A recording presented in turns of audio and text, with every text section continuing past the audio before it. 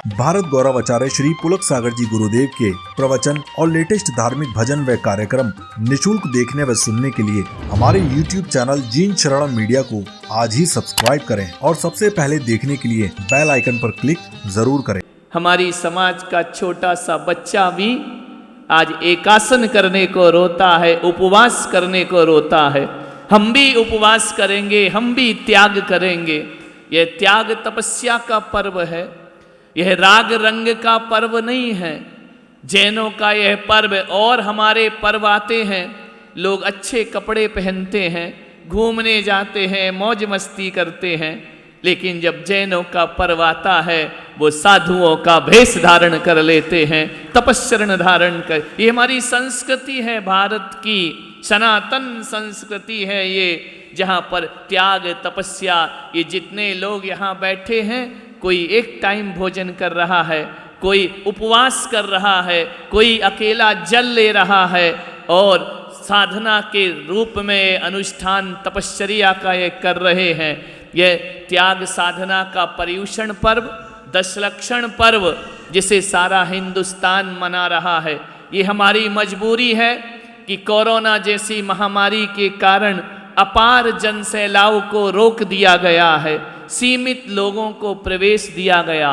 10 दिन तक ये रात्रि में भोजन नहीं करते हैं, 10 दिन तक एक टाइम भोजन, उसी समय जल, उसी समय पानी लिया करते हैं, चटाई पर शयन करते हैं। तमाम ऐश आराम को छोड़कर ये सब साधारण लोग भी और बड़े बड़े घरों के लोग भी यहाँ बैठे हुए हैं, जो तपश्चरण कर रहे हैं, मौन साधना करते हैं। सुबह 5 बजे से लेकर रात्रि को 8 बजे तक धर्म ध्यान के सिवा कुछ नहीं हुआ करता है।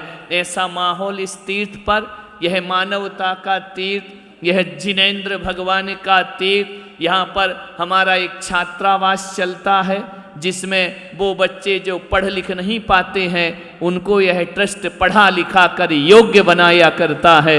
बच्चे अभी कोरोना की वजह से छुट्टी है, कुछ बच्चे यहाँ पर हैं जो सेवाएं देते हैं, पढ़ाई करते हैं, उनसे कोई पैसा नहीं लिया जाता है। हमारे भक्त उन्हें पढ़ा लिखा करके योग्य बनाया करते हैं। ऐसा छात्रावास यहाँ पर है, मानव सेवा का केंद्र यहाँ पर है।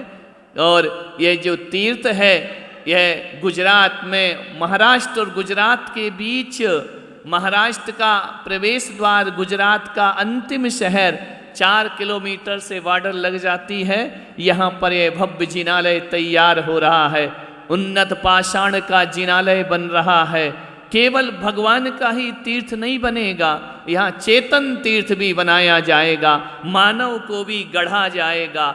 10 दिन ये लोग, ये शिविर नहीं है, हमारे अतिथि महोदय आए हैं, मैं उन्हें अवगत कराना चाहता हूँ, ये शिविर नहीं है, ये कोई पूजा पाठ नहीं है, ये 10 दिन इंसान को इंसान बनाने की फैक्ट्री लगी हुई है। यहाँ इंसान ढाला जाएगा, यहाँ कर्तव्य सिखाए जाएंगे। केवल आत्ममग्न होना ही नहीं, परोपकार भी सिखाया जाता है। बड़ों का कैसे सत्कार करें, छोटों से कैसे प्यार करें, पाश्चात्य संस्कृति से मुंह मोड़ करके अपनी भारत की सनातन संस्कृति में कैसे लौटें, यह संस्कार यहाँ से प्रदान किए जाते हैं। यहाँ क्षमा सिखाई जाती है, यहाँ क्रोध का विसर्जन सिखाया जाता है। ऐसा यह 10 दिवसीय अनुष्ठान यहाँ पर चल रहा है। भगवान जिनेंद्र का दरबार है, सब पूजन पाठ भक्ति मेडिटेशन प्राणायाम योगा सारी चीज़ें यहाँ पर होती हैं। सात्विक भोजन होता है शुद्ध विचारधारा के लिए। यह 10 दिन का अनुष्ठान है। मेरा भी पहली बार 27 साल के संन्यास काल में बड़े बड़े शहरों में चातुर्मास हुए हैं, ये पहली बार है किसी जंगल में मेरा चातुर्मास हो रहा है। और ये भी भगवान की महिमा है कि जंगल में भी वो मंगल कर दिया करते हैं।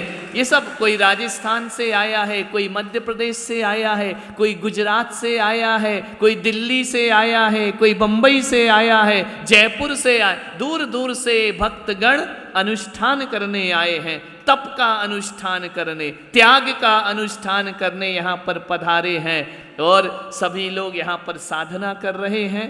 यह छोटा सा तीर्थ है जो भव्य निर्माण की ऊंचाइयों तक पहुंच रहा है।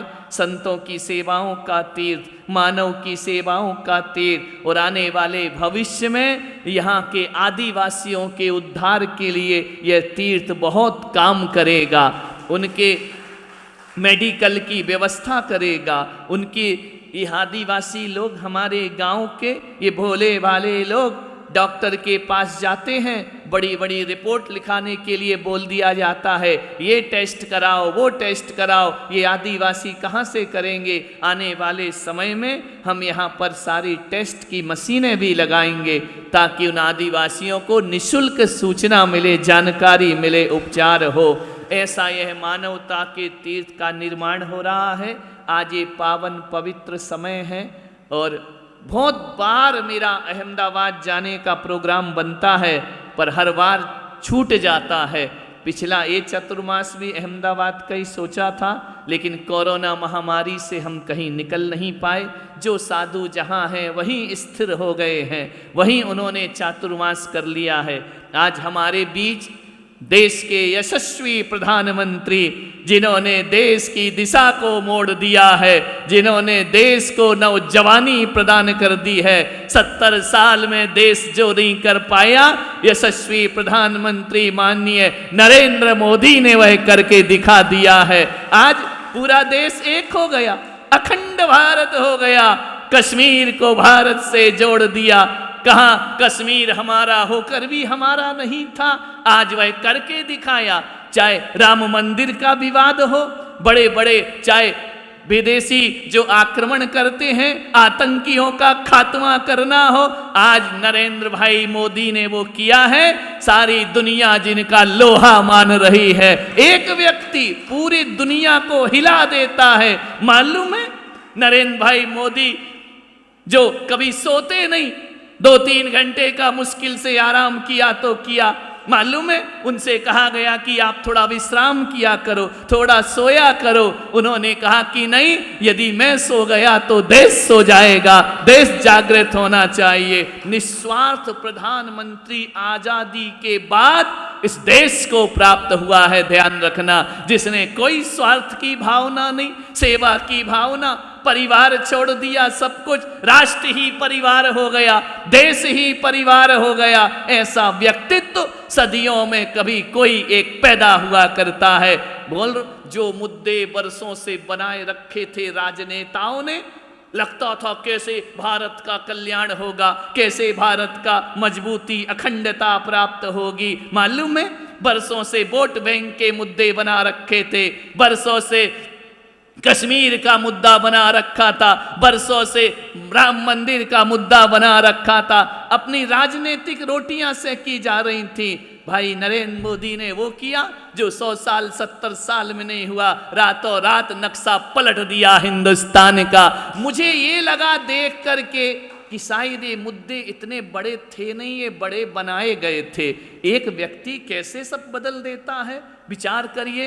पूरे विश्व की जिसने यात्रा की, पूरा विश्व जिसका लोहा मान रहा है, अमेरिका देख रहा है, चाइना को सोचना पड़ता है भारत के बारे में, पाकिस्तान घबरा रहा है, तालिबानी संगठनों से मिल रहा है। ये किसका लोहा है, ये किसका भय है? एक भारत के प्रधानमंत्री का भय। ये सब कुछ कर सकते रातों रात।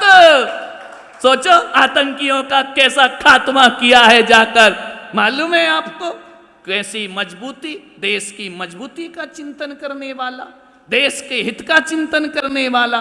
धन्य है वह माँ 80-90 साल की उम्र में होने के बाद अपने पुत्र को राष्ट्र के लिए समर्पित कर दिया करती है। भाई नरेंद्र मोदी ने परिवार नहीं बसाया, लेकिन धर्म पत्नी उनकी आज भी गर्व करती है, कोई शिकायत नहीं है उनको, आपस में राष्ट्र के लिए समर्पित हैं, देश के लिए समर्पित हैं। ऐसा राष्ट्र नेता तो मैं नरेंद्र मोदी को नहीं कह सकता हूं, लेकिन कह सकता हूं कि एक राष्ट्र की भक्ति करने वाला यदि नरेंद्र मोदी को राष्ट्र संत भी कह दिया जाए तो कोई आश्चर्य की बात। रात दिन एक ही चिंतन। आज मैं अपना संदेश उनको भेजना चाहता हूँ। मैं बहुत बहुत आशीर्वाद देना चाहता हूँ उनको, और उसका माध्यम बने आज उनके अनुज भ्राता पंकज जी मोदी यहाँ पर पधारे हुए हैं। और मालूम है, एक राष्ट्र सेवा करता है, एक मातृभूमि की सेवा कर रहा है, तो दूसरा भाई अपनी जननी की सेवा कर रहा है, अपनी माता की सेवा कर रहा है, साधारण से जीवन जी रहे हैं। ध्यान रखिए, राष्ट्रपति की माँ